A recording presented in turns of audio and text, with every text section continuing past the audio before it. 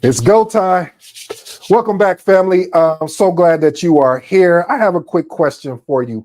The reason why, well, I should say, the reason why I started to actually do today's episode because of the feedback that I got. So my question to you is, what do you do when you prepare for a big exam, whether the PMP, the CAPM, the ACP, um, the CSM, any of these certifications out here in general? What is your approach to studying? How do you manage those aspects, or I should say that aspect, so you can do your very best, or I like this even better, family, so you can sit and pass that particular exam? Well, today's episode, as we're in the live approach, today's episode is entitled, wait a minute, you know what? Forgive me my manners. I go by the name of ED. For all you smart and intelligent folks out there, that just simply means Ed. I do have a 8-point framework, and these 8 points, my goal, my mission, my job here today is to unpack today's title, which is entitled Prioritize Your Well-Being, Finding Balance in a Intensive Study, the extended version. See, family, this is the extended version because a clip that I did on the shorts, I was getting some feedback and the family was loving it. So I said, hey, won't we just do a whole episode around, test taking, but for more around a mindset aspect? So I hope you enjoyed today's episode. And again, we are live if you can't tell. And again, I'm going to do more of these lives because I really enjoy doing lives. So let's jump in to the material. Point number 1, setting boundaries and protecting your time. One of the things I love is the power of no. Saying no to distraction, saying no to people, saying no to yourself, and saying yes to your why. And your why is your purpose or your vision. Or watch this, family, the thing you said that you wanted to do, the thing that you said that you were going to make a commitment to, the thing. Okay, you kind of get where I'm going. But the point I'm trying to make, family, is a lot of times we have a problem of saying no. Well, not for a lot of those out there, but for some of us, we have a problem of saying no because we're trying to be everything to everybody, but forgetting about ourselves. So we have to watch the distractions that could come along by not saying no, meaning that there may be a social event, there may be an opportunity to go here and there. But if you made a commitment to get something done and you didn't get it done, I know it can be frustrating. I've lived that over and over in my life. But the thing about it is minimizing those, meaning you're not going to get it right every time, because if you did, you wouldn't be here today with us. But and then the ability to say no to people. I mean, a lot of times people will ask things of you, or they will take up your time in a way where you're like, man, I thought this was supposed to be a 2-minute phone call or a 5-minute phone call. We've been on this call for an hour and some change. So the point of being is when you are focused on doing the thing that you said you want to do, ensure that you take the time to lean into that thing that you said you wanted to do. And then saying no to yourself. You know what your goal is, you know what your vision is. And so being able to say no to things that you know that you really want to go and do, but you, as my grandma would say, ain't got no business doing that. And then the last and final one, again, family, is just saying yes to yourself and really enjoying the journey on your way. All right, build a supportive, or I should say, point number 2, building a supportive network. What does that look like? Connecting with like-minded individuals. Finding mentors. Here's one right here. But no, seriously, finding mentors and involving family and friends. Let's unpack these 3 real quick. So connecting with peers. I like to say more like-minded individuals that share a common goal with you. One of the things I loved doing when I was taking my PMP, being able to connect with others who are also in the process of taking their PMP. Why? Well, because first of all, we have a chance to ask each other peer to peer of, when you seen that question about a racy, did you understand why they were asking it in that context, or am I overthinking this?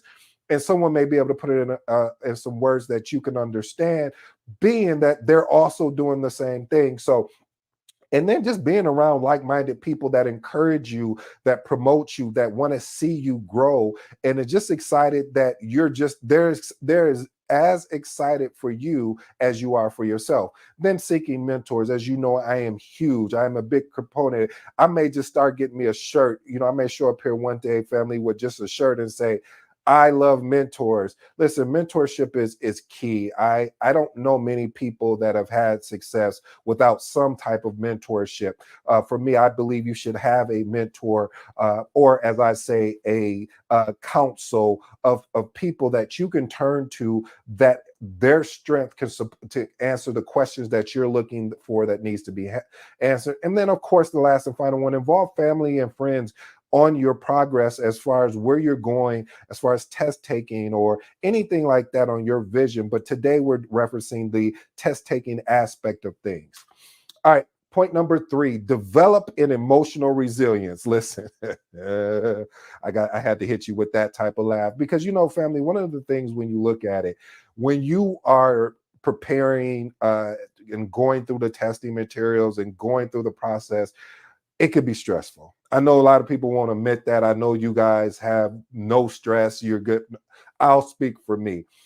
Yes, studying for the PMP, the CAPM, any test, I don't even care if it's a driver's license test, it can be stressful, because it's stressful because you're wondering, did I study the right information? If I studied the right information, do I remember the information, and will I be able to sit and pass the test? And then another thing is point 2, embracing setbacks. Remember, I shared with you, I didn't have success on the PMP exam the first time. Okay, let me be honest. It wasn't even the second time. Oh, you don't like that? How about the third time? It took me until on the fourth try to actually sit and pass that PMP exam. And at first, I felt embarrassed, because I know my stuff. I mean, inside and out. 49 process, learn the agile aspect. Like, I just knew I knew it. But what it was is that I read too deep. And I've shared this before, and I know I owe you guys a video on my, I'll call it my really truly embracing number 2, which was embracing setback to have a setup for success. Oh, I like that. And then point 3 was I constantly cultivate a positivity attitude. Even before I come on live, or before I record, I make sure that I am listening to something positive to get my mindset in a more positive way. That doesn't mean just because I listen to it that boom, I have to do my part as well. And then the last and final aspect, number 4, is being able to seek support. As we mentioned previously, having the ability to seek support from mentors, have the ability to seek support from coaches and training. I don't know why nowadays people don't want to pay the price for training or pay the price for mentorship, but want all of the rewards that comes out of those mentors or those coaches and trainers who actually been there and understand the road, or I should say the journey, and you don't want to pay for that. This is a shortcut for you to understand what is going to work and what is not going to work. But you can just pay less and don't pay your mentors, don't pay your coaches and training, and then go out there and then you find out you end up paying double or triple because you got caught up in the shiny object syndrome. Okay, let me stop. I'm going on a tangent. But seriously, family, seek support when you made a decision to sit down and take that particular test. Point number 4, leveraging productivity strategies. Listen, you constantly want to be in a planning and replanning mode. Definitely planning ahead of what that looks like, meaning planning ahead of how what are my study sessions are going to look like. Then, of course, maximizing your focus. One of the things that I want to test out, I've done it a couple times, and it's the Pomodoro Technique. Basically, how it works is I'll make it very simple. You just basically have a timer for 25 minutes. Now, they say don't use your clock there. Don't use your clock on your phone. There is a particular app that I use, and I can't remember it right now, but there's an app where it's 25 minutes of just really pure, deep focus. Put your phone in do not disturb or airplane mode, whatever, and really lock in. And in this moment, you focus in for 25 minutes. After you finish that 25 minutes of deep focus and study, then the next step is walk away. Take 5 minutes if you're able to, walk away, or just basically pull yourself away and just relax for 5 minutes. Don't pick up your phone and start going through there. Yeah, the different app. No, no, no, no. Just relax. Just 5 minutes. Just 5 minutes. So you can just understand. So your brain can really catch up on some of the information, the new information that you digest, or even the existing information that you revisit. So you want to be able to do that, and then having the ability to reflect and refine. Meaning, that's why I said you may have to have agile mindset to your plan. Maybe you said, okay, mornings, afternoon, and evening is when I'm going to study, and then all of a sudden you start having all these meetings, or you start getting busy. You say, hey, it's probably better if I knock out all my studying in the morning, and then have some touch points during the evening. But again, it's up to you. Point number 5. Listen, your physical and mental well-being is going to be the key catalyst for, I should say, your foundation. By staying active, one of the things, again, I keep sharing with you guys is that I'm taking it slow, very slow, but it really, I know it works. It's just staying consistent with it, and that's practicing mindfulness, basically meditating and things of that nature. And then your diet. I hate using the word diet, but I know that is something that people can resonate with. I call it a lifestyle change, meaning I'm going to make a lifestyle change so I can make sure that I'm locked in, that I'm eating the proper foods. I'm not eating too much fast food, or I'm not eating whatever food that makes you so tired that you can't, after you eat, you can't focus on what you need to do. Some of us, we call that the itis. And then prioritizing sleep. This was another one, family, if I'm being honest with you, that I struggled with, especially when I was taking the PMP exam, because you're just so excited to, especially, oh, don't let it be a day before your test date. Forget about it, because it's going to be hard for you to even sleep, but it's possible. You definitely can get that rest in so you can be at 100%. And then point number 6, don't forget about celebrating your progress. Listen, set milestones. One of the things I've done is I've set milestones. I have them on the whiteboards, and I'm also tracking my journey. So every Tuesday, I just started it last week. I send my mentor, my coach, my trainer, hey, these are the things that I'm working on, and these are the things. And then I send an update, which will be today, of say, hey, I didn't have success here. I was supposed to get the PMO book out to the publisher this week, and there I found some more editing errors. So I was updating the editor errors with the editor. So all of these different things can happen. And so you want to track your journey and find out, by tracking your journey, you can find out the gaps. So when you're studying, being able to set those milestones for study, and then tracking your journey. Because I'm telling you, the format, like I'm getting ready in 2 months, I think, yeah, 2 months from now, in June, I will be preparing to start studying for the ACP. And I have my notes from when I studied from the PMP and the CAPM. And one of the things that the two that what I realized, how I found success, was the ability to go back and seeing how I was able to build off of each one, which was through my journey. My journey really outlines for me what didn't work well for me based on information I read and people shared with me, and then what did work extremely well for me. So those are the things, and then being able to reflect and refine. All right, let's move on to the point number 7. Again, family, I know sometimes we're so super excited about sitting and passing that test that we forget about the journey, or to borrow a line from Jay-Z, we forgot what we came for, meaning that the journey is what is going to help shape and mold you. It's going to help grow you through that, because now, especially for the PMP exam, when you pass that PMP exam, I'm telling you, I've seen people go, oh, I mean, they go into shouting, oh geez, yeah, just excited and happy, because, and I was too, I'm not gonna front. It was so bad for me, family, where I was so excited and I was taking it from home. I jumped up, and when it said pass. Well, first of all, let me park here parenthetically. Um, when you're taking the PMP exam, it's funny because, and I'm smiling because this is just so funny to me. Once you hit in and submit, then all of a sudden this survey comes up, And you like, really, Pam? Like, I need to see my score. And so once you get past the survey and you see your score and you say, and it shows that you've passed. So family, I seen that I passed. I jumped up and I started running around the room, and the person on the screen was like, "Hey, you need to sit back down." And I was like, what do you mean?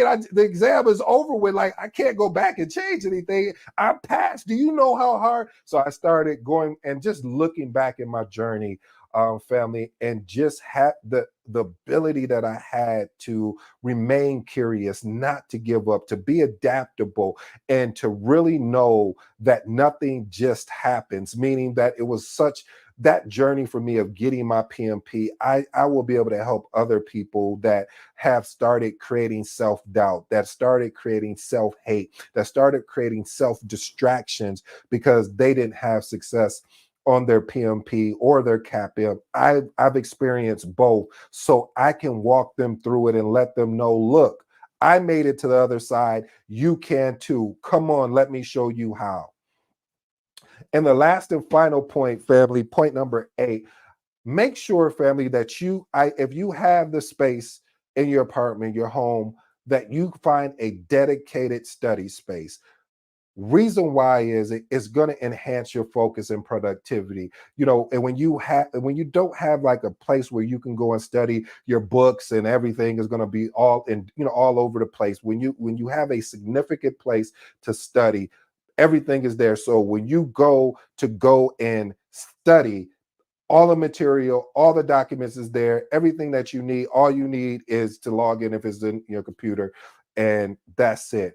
And really, like I said, that is really the true benefits of having that place, because what you don't want to happen is that, again, you have your material scattered all over the place, and now you're losing focus because you're like, oh man, I meant to have that study guide. Now you got to stop, and then you may get distracted by something else, a family member or even yourself, because something might be on TV that you want to watch. So family, just put everything in a dedicated area and just lock in there.